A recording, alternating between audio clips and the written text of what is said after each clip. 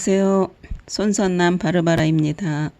오늘은 자비기도의 핵심 5가지를 말씀드리겠습니다. 정말 중요한 5가지 내용입니다. 첫 번째 핵심은 하느님 자비의 초상화입니다. 지금 보고 계시는 이 상본을 여러분은 뭐라고 부르시나요? 자비상본, 자비성화라고 부르시나요? 네, 그런데 초상화라는 표현이 가장 적절하다고 봅니다. 여러분, 무엇을 초상화라고 합니까? 살아있는 사람의 얼굴을 그림으로 그린 것 또는 전체 모습을 그린 것을 초상화라고 합니다.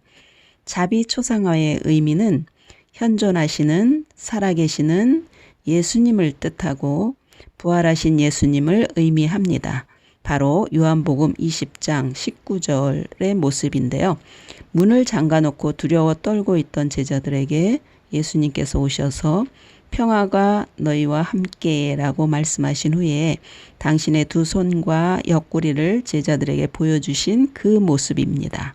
제자들은 주님을 뵙고 무척 기뻐했지요. 그런데 제자들에게 보여주신 손과 발에는 어떤 흔적이 있었을까요? 못 박히신 흔적을 보여주시고 그분이 바로 스승 예수임을 보여주신 것입니다. 예수님은 이 초상화와 그 안에 새겨진 말씀의 권능에 관해서 이렇게 말씀하십니다. 이 초상화를 공경하는 영혼들은 절대로 멸망하지 않을 것이라는 점을 나는 약속한다. 그리고 또한 벌써 지금 이 땅에서 그리고 특히 죽음의 시간에 원수들과 싸워 승리하게 되리라고 나는 약속한다. 내가 친히 나의 명예를 걸고 이 약속을 지킬 것이다. 나는 이 성화를 공경하는 가정들, 더 나아가 도시 전체를 화해시키고 보호할 것이다. 여러분, 행복하게 살고 싶으시죠? 평화롭게 살고 싶으시죠? 네, 그렇다면 이 초상화에 대해서 자세히 알고 있어야 합니다. 예수님께서 이렇게 말씀하셨습니다. 모든 사람이 나의 자비의 초상화를 모셔야 한다. 나의 자비에 의탁하지 않으면 평화를 얻지 못할 것이다. 이제부터 초상화를 자세히 들여다보겠습니다. 네, 우선 초상화의 두 빗줄기가 무엇을 의미하는지 예수님의 말씀을 들어보겠습니다. 두 줄기의 빛은 피와 물을 뜻한다. 흰 빗줄기는 영혼을 깨끗하게 하는 물을 뜻하며 붉은 빗줄기는 영혼에게 생명을 주는 피를 뜻한다. 이 두 줄기의 빛은 십자가에서 내 심장이 창에 찔렸을 때 내 자비의 깊은 심연에서 터져나온 것이다. 이 두 줄기의 빛은 영혼들을 내 아버지의 분노에서 지켜줄 것이다. 이 두 줄기의 빛의 피신처에서 사는 사람은 복되다. 자비가 하느님의 모든 속성 중에서 가장 위대한 것이라고 알려라. 왜냐하면 하느님 정의의 손길이 그들을 붙잡지 못하기 때문이다. 네, 하느님 정의의 손길이 뭔가 하면은요, 심판을 뜻해요. 하느님의 심판이 몇 가지가 있을까요? 2가지로 여기서는 말씀드립니다. 정의의 심판이 있고 자비의 심판이 있습니다. 정의의 심판은 무서워요. 죄 지은 대로 벌을 받는 것이거든요. 그래서 인정사정 없이 매를 심하게 맞는 것입니다. 그런데 자비의 심판은 아주 가볍게 심판을 받는 겁니다.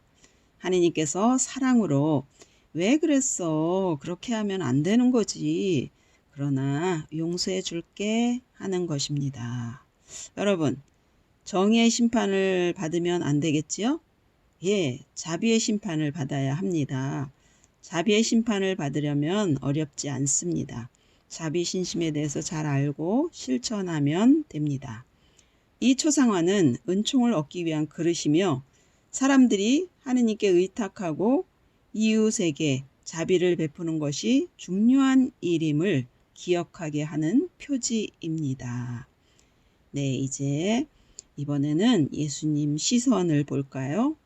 예수님께서 바라보는 시선은 십자가 위에서 못 박힌 채로 바라보는 시선과 똑같다라고 하시며 바로 측은지심과 사랑의 응시라고 하십니다. 성녀일기 327번에서 예수님은 말씀하십니다. 나는 사람들에게 자비의 샘에 와서 계속 은총을 퍼갈 수 있는 그릇을 주려고 한다. 예수님, 저는 당신께 의탁합니다. 라는 말이 새겨져 있는 이 초상화가 바로 그릇이다. 이 성화에서 나의 눈길은 십자가 위에서의 내 눈길과 똑같다. 이 성화의 위대함은 아름다운 색깔에 있는 것이 아니라 나의 은총에 있다. 우리가 초상화를 볼 때마다 예수님, 저는 당신께 의탁합니다 하시고 기도하면 은총을 퍼올리게 되는 것입니다. 자주 예수님, 저는 당신께 의탁합니다 라고 말씀드리시기를 바랍니다. 이번에는 예수님 오른손을 보겠습니다. 오른손을 들고 계신 이유는 무엇일까요? 예수님 현존을 상징하고 손을 들어 강복을 주시고 계시는 것입니다. 또 다음은 배경이 검은 것이에요. 현 세상의 악과 어둠에서 피와 물로 성모님 망토처럼 감싸주신다는 것 의미인데 누구를 감싸주실까요? 바로 나를 감싸주신다는 것이죠. 이 초상화에 대한 공경은 자비의 행위와 함께 믿음의 기도가 있어야 합니다.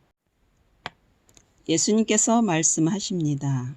아무리 강한 믿음이 있어도 행동이 따르지 않으면 아무 소용이 없다. 믿음이 좋다고 하는 사람이 다른 사람을 깔보고 함부로 행동하고 남을 판단한다면 될까요? 안 됩니다. 자비의 행위와 믿음의 기도는 함께 가야 하기 때문입니다. 예수님께서 이제 이 상본을 공경하는 사람들에게 주는 은총들을 약속하셨어요. 첫째, 구원받고 싶으시죠? 네, 구원받을 은총을 주십니다. 둘째, 완덕에 이르고 싶죠? 네, 거룩하게 되는 은총을 주십니다. 세 번째, 죽을 때 행복하고 싶죠? 네, 행복하게 임종하는 은총을 주십니다. 네 번째, 현세의 축복도 받고 싶죠? 현세의 축복, 무조건 축복을 받는 건 아니고 자비를 실천하고 그분께 의탁하며 청할 때 현세의 축복을 약속하십니다. 아멘. 이제 예수님 발을 보겠습니다. 예수님의 발이 맨발이십니다. 그 의미는 세 가지로 볼 수 있는데 첫 번째 뜻은 너무 반가워서 맨발로 뛰어나와 맞이하신다는 것입니다. 초상화 앞에서 기도를 바치는 사람들을 그만큼 아끼신다는 뜻이죠. 두 번째 뜻은 사랑하는 자녀들을 너무 쫓아다녀서 신발이 불타버렸다는 것입니다. 이 초상화 앞에서 기도하는 사람들을 얼마나 사랑하시는지 맨날 쫓아다니신다는 것입니다. 세 번째 뜻은 예수님께서는 초상화 앞에 오는 영혼을 기족처럼 받들고 당신은 그의 종이 기꺼이 되신다는 것입니다. 이것이 바로 세종례의 원리인데 발을 씻어주는 하인처럼 된다는 뜻입니다. 이것을 봐도 자비의 성화 앞에서 기도하는 사람들을 하느님께서 얼마나 사랑하시는지를 알 수가 있습니다. 이 성화에 대한 우리의 의탁은 그릇 역할을 하고요. 수도꼭지 역할을 합니다. 은총을 얻는 방법은 초상화 앞에 와서 수도꼭지를 열어야 합니다. 그런데 여는 방법이 무엇일까요? 궁금하시죠? 여는 방법은 예수님, 저는 당신께 의탁합니다 라고 말씀드리는 것입니다. 아주 쉽죠? 네, 그런데 이렇게 하시면 더 좋습니다. 자비로우신 하느님은 찬미 받으소서. 예수님, 저는 당신께 의탁합니다. 네, 이렇게 자주 이렇게 말씀드리시기를 바랍니다. 그리고 마음속에 그릇을 정하고 저는 여기에 주십시오 하는 것입니다. 주님, 저는 손해 주십시오. 저는 대접해 주세요. 저는 대하해 주세요. 주님, 저는 물탱크해 주세요. 아니요, 주님, 저는 하늘만큼 땅만큼 주세요. 본인이 정한 그릇대로 갑니다. 예수님께서 말씀하십니다. 너희 영혼들의 의무는 그릇을 키우는 것이다. 여러분의 그릇을 하늘만큼 땅만큼 키울 수 있을까요? 네, 많이 키우시기 바랍니다. 예수님의 의무도 있는데 그릇을 채우는 것이라고 하십니다. 우리가 그릇을 키우면 예수님은 어떻게 하신다고요? 채워주십니다. 네, 그런데 그릇을 어떻게 키울까요? 세상을 내 눈으로만 보면 나만 보이니까 나와 내 가족만을 위해 기도합니다. 근데 우리가 성령의 눈으로 보면 그릇이 커집니다. 성령의 눈으로 보면 온 세상이 보이고 이웃이 보이고 죄인들이 불쌍해 보이고 임종자들이 구원받길 바랍니다. 지금 이 똑딱하는 순간에도 전 세계에서 임종하는 사람이 4,000명이 있다고 합니다. 그들의 구원을 위해서 기도하는 여러분들 되시기를 빕니다. 아멘. 이웃을 위해서, 죄인들의 회개를 위해서, 또 임종자들의 구원을 위해서, 연옥 영혼들을 위해서 기도하시는 여러분들 되시기를 빕니다. 아멘. 핵심은 자비신심의 두 번째 핵심은 하느님 자비주의를 9일 기도와 함께 지내라입니다. 네, 자비주일이 언제인지 아시죠? 지난번 동영상에서 설명드렸습니다.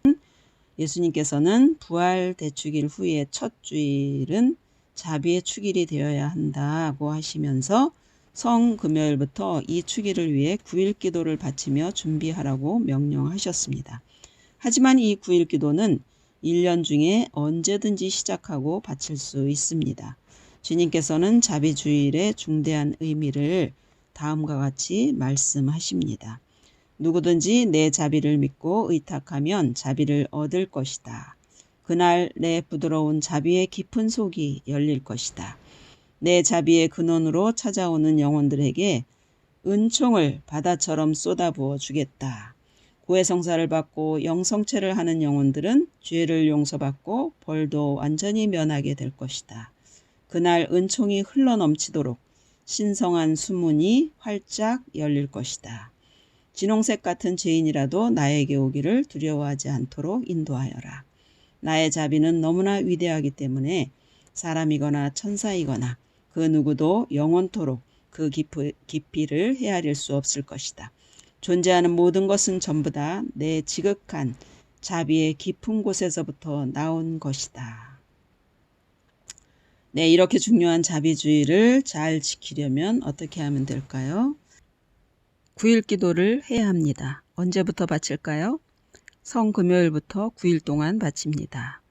두 번째, 고해성사 해야 되고, 세 번째, 미사 영성체 해야 됩니다. 그리고 지향기도 바치는데, 지향기도는 9일 기도 때 바쳤던 지향 중에서 골라서 바쳐도 되고, 또 새롭게 내 지향을 넣어도 됩니다.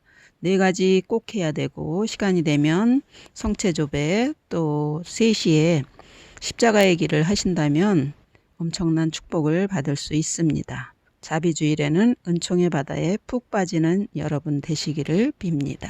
아멘. 세 번째 핵심은 하느님 자비의 5단 기도입니다. 자비신 5단 기도 하고 계시지요? 네, 매일 자비심 5단 기도를 바친다면 세상과 여러분 자신에게 큰 일을 하고 계신다고 믿으셔도 됩니다. 왜 그럴까요? 파우스티나 성녀가 환시로 어떤 특정한 도시에 징벌을 내리려는 천사를 보았을 때 이 기도로 하느님께 간청하니 천사는 어쩔 줄 몰라 하더니 힘이 빠져서 더 이상 징벌을 내리지 못하게 한 기도입니다. 소책자 53쪽 아래 보면 영원하신 아버지, 저희가 지은 죄와 온 세상의 죄를 보속하는 마음으로 지극히 사랑하시는 당신 아드님 우리 주 예수 그리스도의 몸과 피 영혼과 신성을 바치나이다. 그 아래 예수님의 고통스러운 순환을 보시고 저희와 온 세상에 자비를 베푸소서. 바로 이게 자비심 5단 기도죠. 네, 자비심 5단 기도는 이렇게 힘이 있습니다. 예수님께서 말씀하십니다. 너는 이 기도를 자주 바쳐라. 나는 나의 자비에 의탁하는 영혼들에게 상상을 초월하는 은총을 준다는 것을 보장한다. 그런데 누구에게 이 기도를 바치는 걸까요? 네, 예수님께 바친다고 생각하시면 안 되고요. 정확히 말하면 삼위일체 하느님께 바치는 거예요. 네, 성부, 성자, 성령 하느님께 바치는 기도입니다. 우리가 예수님 당신께 의탁합니다 하지만은 기도를 바칠 때는 삼위일체 하느님께 바친다는 것을 기억하셔야 합니다. 그런데 자비심 5단 기도를 왜 바치나요? 바치는 목적이 무엇이지요? 목적은 바로 4가지입니다. 온 세상 죄인들의 해결을 위해서, 두 번째, 사제와 수도자들의 거룩한 삶을 위해서, 세 번째, 임종자들에게 자비를 베풀어 달라고, 그 다음에 네 번째로는 합당한 나의 지향입니다. 자비심 5단 기도는 짧지만 대단한 기도입니다. 자비심 5단 기도를 바칠 때 예수님의 축복도 5가지나 됩니다. 첫 번째로는 일반적인 약속, 주님 뜻에 합당하면 청하는 것을 들어주시겠다는 약속입니다. 두 번째로는 특별 약속입니다. 임종의 시간에 본인이 직접 바치거나 옆에서 남이 바쳐줄 때 구원을 약속하셨습니다. 또 세 번째 약속은 사제와의 약속인데, 사제가 고해성사 때 아무리 사악한 죄인이라도 회개의 은총을 주신다는 약속입니다. 그 다음에 네 번째 공통된 약속, 아까 말씀드린 거, 구원을 주신다는 것과 현세의 축복을 주신다는 것과 또 행복하게 임종할 축복을 주신다는 것과 성덕을 높여주신다는 것, 그 다음에 임종의 공포를 없애주신다는 것입니다. 자비심 5단 기도가 짧다고 우습게 보면 안 되겠죠? 대단한 기도라는 거 알아야 하십니다. 왜냐하면 5단 기도를 바칠 때 임종자에게 주님께서 자비로 감싸주시니 악들이 발악을 하며 자비 기도를 싫어한다고 합니다. 예수님께서 말씀하셨습니다. 이 기도는 나의 분노를 누그러뜨릴 것이다. 너는 이 기도를 묵주를 가지고 자비의 5단 기도를 끊임없이 바쳐라. 자비의 5단 기도를 바치는 사람은 누구나 임종할 때 크나큰 자비를 받을 것이다. 마음이 완고한 죄인이라도 이 기도를 한 번만 바치면 그는 나의 무한한 자비를 알게 되기를 갈망할 것이다. 나는 나의 자비에 의탁하는 영혼들에게 상상을 초월하는 은총 주기를 갈망한다. 여러분들은 이 강의를 들었기 때문에 하느님의 자비로 뽑히셨습니다. 행복하시죠? 자비의 5단 기도 열심히 바치시길 바랍니다. 네 번째 핵심은 자비의 시간 오후 3시입니다. 오후 3시, 15시. 하느님을 믿는 우리에게 오후 3시는 어떤 시간일까요? 오후 3시는 예수님의 임종 시간입니다. 이사야 53장 5절에 그를 찌른 것은 나의 죄악 때문이요 그를 으스러뜨린 것은 나의 악행이었다. 그 몸에 채찍을 맞음으로 나를 성하게 해주었고 그 몸에 상처를 입음으로 나의 병을 고쳐주었구나. 오후 3시는 이렇게 예수님께서 고통받으시고 돌아가신 시간입니다. 온 세상을 위한 하느님의 위대한 시간이죠. 성전 휘장이 찢기고 하늘과 땅이 연결된 시간입니다. 이 위대한 시간은 자비가 정의를 이기는 은총의 시간입니다. 오후 3시는 하늘의 자비문이 활짝 열려있는 시간입니다. 이 시간에 죄인들의 해결을 위해서 또 나의 해결을 위해서 하느님 자비에 호소해야 하는 시간입니다.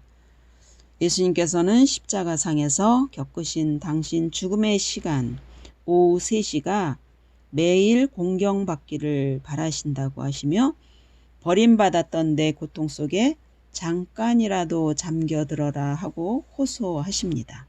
예수님 고통 묵상한 다음에 너 자신이나 다른 사람을 위해서 청하는 것은 무엇이든 얻을 수 있다라고 약속하셨습니다. 네, 예수님 고통에 대한 내용이 적혀 있는 그런 책들을 보시고 오후 3시에 묵상하고 그러면 아주 좋은 기도가 됩니다. 그런데 우리가 청하는 것들을 모두 들어주시겠다고 하셨지만 3가지 기본 조건은 충족해야 한다 하십니다. 첫째, 오후 3시 정각을 지켜야 한다. 둘째, 이 시간에 바치는 기도는 하느님께 또는 예수님께 직접 드려야지 성인들이나 천사들에게 기도하면 안 된다. 셋째, 이 시간의 모든 기도는 예수님의 순환 공로에 의지하여야 한다. 오직 예수님의 순환 고통을 묵상하며 감사하는 마음을 예수님께 드리는 것이 필수라는 것입니다. 예수님께서 왜 돌아가셨다고요? 오로지 나만을 위해서 십자가에서 돌아가신 예수님이라는 걸 알아야 합니다. 그 시간엔 이 세상에 예수님과 나 두 사람만이 존재한다고 생각하고 예수님, 제가 얼마나 귀하길래 저를 위하여 목숨을 바치셨습니까? 하며 그분의 고통을 읽어드리는 시간이 되어야 합니다. 나를 위해 목숨 바친 예수님의 임종 시간을 어떻게 해서라도 은혜 갚으려는 마음으로 나는 지킨다는 의지가 필요하겠습니다. 만약 오후 3시에 기도할 수 없는 상황일 때가 있지요. 그럴 땐 짧은 기도문으로 기도하시면 됩니다. 자비심 5단 기도에 축소파진 기도가 있어요.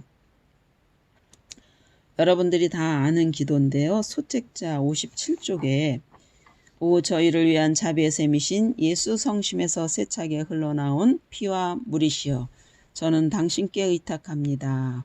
이것만 속으로 바치고 하던 일을 처리하면 되시고 5단 기도는 나중에 바치시면 됩니다. 네, 3시의 중요성 아셨죠?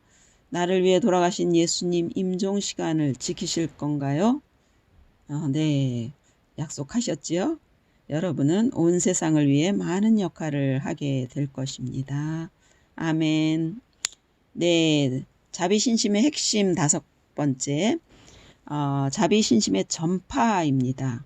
하느님께서 여러분을 보살펴 주시기를 원하십니까? 자애로운 어머니같이 보살펴 주시는 하느님을 만나고 싶습니까? 그렇다면 여러분들의 자식들에게 또 가족들에게 그리고 이웃들에게 자비의 기도를 전파하시길 바랍니다. 예수님께서는 우리 모두에게 자비신심을 전파하라고 촉구하십니다. 파우스티나 일기 1075에서 예수님께서 말씀하십니다. 나는 내 자비의 영광을 전파하는 영혼들의 전생애를 자애로운 어머니가 아기를 돌보듯이 보살펴 줄 것이며 그들의 임종시에 나는 심판자가 아닌 자비로운 구세주로 그들을 대할 것이다. 하느님 자비에 대한 흠숭은 하느님의 선하심과 전능하심에 어린아이같이 의탁하는 것이고 이웃에 대한 활동적인 사랑의 정신을 여러분의 삶으로 증거하며 살아가는 데 있습니다. 옆에 있는 사람들이 하느님 자비에 다가와 기도할 수 있도록 전파하시기 바랍니다. 여러분의 작은 권유가 작은 것을 큰 것으로 변화시킬 것입니다. 작은 행동이지만 여러분을 위대한 사랑이 되게 하실 것입니다. 그렇게 하면 모든 사람들이 주님을 자신의 영원한 행복으로 인식하고 주님의 선하심을 믿게 되며 주님의 무한하신 자비에 영광을 드리게 될 것입니다. 그리고 자비신심을 전파하는 사제들에게는 더 큰 은총을 주십니다. 사제들이 자비신심을 전하고 죄인들에 대한 예수 성심의 연민에 대해서 말할 때는 굳어버린 죄인들도 그들의 말을 듣게 하고 회개하게 해주신다고 하셨고요. 사제가 하느님 자비 기도를 바치면서 하느님의 자비를 선포할 때 예수님께서는 경이로운 힘을 그들에게 주실 것이며 그들의 말에 기름을 부어 상대방의 마음을 움직여 줄 것이라고 약속하셨습니다. 여러분 기쁘시죠? 하느님께서는 당신 자비로 우리를 사랑하십니다. 네, 지금까지의 요점을 말씀드리면 우리는 하느님 자비에 의탁하는 것만으로도 많은 일을 할 수가 있습니다. 의탁할 수 있는 방법은 초상화를 볼 때마다 예수님 저는 당신께 의탁합니다 하고 기도하는 것과 또 자비로운 행동, 자비로운 말, 자비로운 기도의 실천입니다. 그리고 자비의 초상화를 각 가정에 모시고 자비심 5단 기도를 바치시고 또 부활 다음 주일인 자비주일에는 9일 기도와 함께 준비하시고 자비주일을 거룩하게 보내시면 좋겠습니다. 아주 중요한 오후 3시에 여러분 자신을 위해 돌아가신 예수님의 임종 시간을 지키시기를 바랍니다. 네, 우리들의 정성된 기도가 세상을 살립니다. 이제부터 여러분이 바로 가정을 살리고 나라를 살리고 세상을 살리시는 그러한 분들이 되시리라 믿습니다. 그리고 공지사항 하나 말씀드리겠습니다. 이번 주 금요일부터 9일 기도 바치시면 좋겠는데요. 올해 2021년은 5월 14일 금요일부터 성령 강림 대축일을 잘 맞이하기 위한 9일 기도 바치시기를 권고드립니다. 9일 기도 책 없으신 분들은 가톨릭 서점이나 성당 성물방에서 소책자 성령께 드리는 9일 기도 책을 사셔서 꼭 9일 기도 바치시고 예수님 교회의 창립일을 잘 맞이하시길 바랍니다. 네, 은총 속에 사는 여러분들 되시기를 기도합니다. 감사합니다.